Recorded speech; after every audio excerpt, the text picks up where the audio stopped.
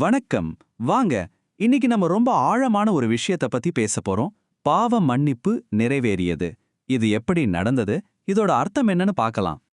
நம்ம எல்லாருமே நம்ம வாழ்க்கையில சில சமயம் ஒரு வட்டத்துக்குள்ளேயே சுத்தி சுத்தி வர்ற மாதிரி உணர்ந்திருக்கிறோம் இல்லையா? ஏன் நம்மால சில தவறுகள்ல இருந்து, இல்லைன்னா இந்த மூல உரை சொல்ற மாதிரி பாவத்திலிருந்து முழுசா வெளியே வர முடியல? வாங்க, இந்த முக்கியமான கேள்வியிலிருந்து நம்ம விவாதத்தை தொடங்கலாம்.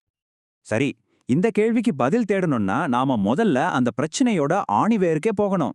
இந்த மூல உரை அத பாவத்திற்கு அடிமையான மனுக்குலம் அப்படின்னு ரொம்ப தெளிவா சொல்லுது. இங்கேதான் பாவத்தின் அடிமை அப்படிங்கிற ஒரு முக்கியமான கருத்து வருது. யோவான் 8:34 சொன்ன மாதிரி பாவம் செய்யறவங்க அதுக்கு அடிமையா ஆயிடுறாங்க. இதுக்கு என்ன அர்த்தம்னா, அவங்களா மட்டும் நினைச்சா அந்த சுழற்சியை உடைச்சிட்டு வெளியே வந்து உண்மையான சுதந்திரத்தை அடையவே முடியாது. இந்த நிலைமை நாம செய்யற தனிப்பட்ட தவறுகளால மட்டும் வரதில்லையாம். இது நமக்கு முதல் ஆதாமிடமிருந்து வந்த ஒரு சொத்து மாதிரி. பாருங்க, அவரோட ஒரே ஒரு கீழ்ப்படியாத செயல் அது மொத்த உலகத்தையும் மரணத்தோட ஆட்சிக்கு கீழே கொண்டு வந்துருச்சு. அதோட விளைவு, நாம படைப்புகள் மேல வச்சிருந்த நம்ம ஆளுமையும் இழந்துட்டோம். ஆனா கதை இங்க முடியல. இந்த எல்லாத்தையும் அப்படியே மாத்தி போட்ட ஒரு பெரிய திருப்புமுனை நடந்துச்சு. அதுதான் சிலுவையில திறக்கப்பட்ட ஒரு புத்தும் புது பாதை. இந்த பகுதியில நம்ம பார்க்க போற முக்கியமான விஷயமே இதுதான்.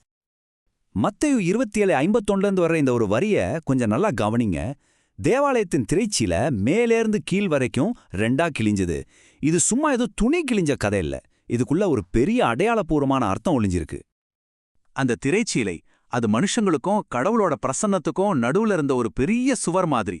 அந்த சுவர் இப்போ இரண்டா கிழிஞ்சிடுச்சுன்னு சொல்லலாம். இது எதை காட்டுதுன்னா, அந்த தடை இப்போ நிரந்தரமா நீக்கப்பட்டுடுச்சு. கிறிஸ்துவின் பலி மூலமா இப்போ யார் வேணும்னாலும் நேரடியா கடவுள்கிட்ட போக முடியும்னு ஒரு வழி திறந்திருக்கு. சரி, இந்த மீட்பு எப்படி வேலை செய்யுதுன்னு இன்னும் தெளிவா புரிஞ்சிக்க வாங்க, நாம முதல்ல ஆதாமுக்கும் கடைசி ஆதாமுக்கும் உள்ள வித்தியாசத்தை ஒப்பிட்டு பார்ப்போம். இந்த ஒப்பீட்டை பாருங்க, எவ்ளோ அழகா இருக்கு. ஒரு பக்கம் முதல் ஆதாமோட ஒரே ஒரு கீழ்ப்படியாத செயல், அது பல பேரை பாவிகளா மாத்துச்சு. ஆனா இன்னொரு பக்கம் கடைசி ஆதாம், அதாவது கிறிஸ்துவோட ஒரே ஒரு பரிபூர்ணமான கீழ்ப்படிதல் செயல், அது பல பேரை நீதிமான்களா மாத்துது. இது முதல் தோல்விக்கு ஒரு சரியான பதிலடி மாதிரி இருக்கு இல்லையா? அதோட விளைவுகளும் அப்படியே தலைகீழா இருக்கு. முதல் ஆதாம் மரணத்தோட ஆட்சியை கொண்டு வந்தார். கடைசி ஆதாம் ஜீவனோட ஆட்சியை கொண்டு வந்தார். ஒருத்தர் ஆளுகையை இழந்தார், இன்னொருத்தர் நாம இழந்த அந்த சுதந்திரத்தையே மீட்டு கொண்டு வர்றார். இதுதான் மீட்போட முழு சாராம்சம். இந்த மீட்புங்கிறது வெறும் பாவம் மன்னிப்போட முடிகிற விஷயம் இல்ல. இது அதை விட ரொம்ப ஆழமானது. இது நம்மளோட சுய சித்தம், அதாவது ஃப்ரீ வில் பத்தினது. அது அழிக்கப்படல, ஆனா அது முழுமையாக்கப்படுது. இது எப்படி நடக்குதுன்னு பாப்போம். முதல்ல, கடவுள் நமக்கு சுய சித்தத்தை ஒரு பரிசா கொடுக்கறாரு, ஆனா அது தவறா பயன்படுத்தப்படுது. அடுத்து, சிலுவையில காட்டப்பட்ட அந்த அன்பு நமக்கு ஒரு புது உந்துதல, ஒரு புது காரணத்தை கொடுக்குது. கடைசியா, நாம அந்த அன்பை ஏத்துக்கும்போது நம்ம சுயசித்தம் அழிக்கப்படாம அது மறுபடியும் கடவுளை சந்தோஷமா நேசிக்கிற ஒரு திறமையா முழுமையாக்கப்படுது. சுருக்கமா சொல்லணும்னா, இந்த மொத்த செயல்முறையோட நோக்கமே ஒண்ணுதான், நமக்கு திரும்ப கிடைச்ச முழுமையான சுதந்திரம். இது அடிமைத்தனத்திலிருந்து விடுதலை அடையறத பத்தினது. இந்த மாற்றம் நம்ம தனிப்பட்ட மனுஷங்களோட மட்டும் நிக்கல. இதோட கடைசி நோக்கம் இதை விட ரொம்ப பெரியது. அது என்னன்னா, இந்த முழு படைப்பையும் சரி செய்யறது. இறுதி இலக்கு இதுதான். ஒரு புதிய வானம், ஒரு புதிய பூமி. பூமி மேல இருந்த சாபம் நீக்கப்பட்டு இந்த மொத்த படைப்புமே புதுப்பிக்கப்படுது. அந்த புது உலகத்துல என்னெல்லாம் இருக்கும்னு கொஞ்சம் யோசிச்சு பாருங்க.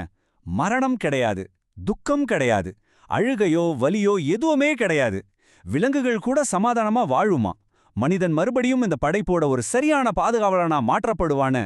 இது இவ்ளோ பெரிய நம்பிக்கையான ஒரு விஷயம் இல்லையா?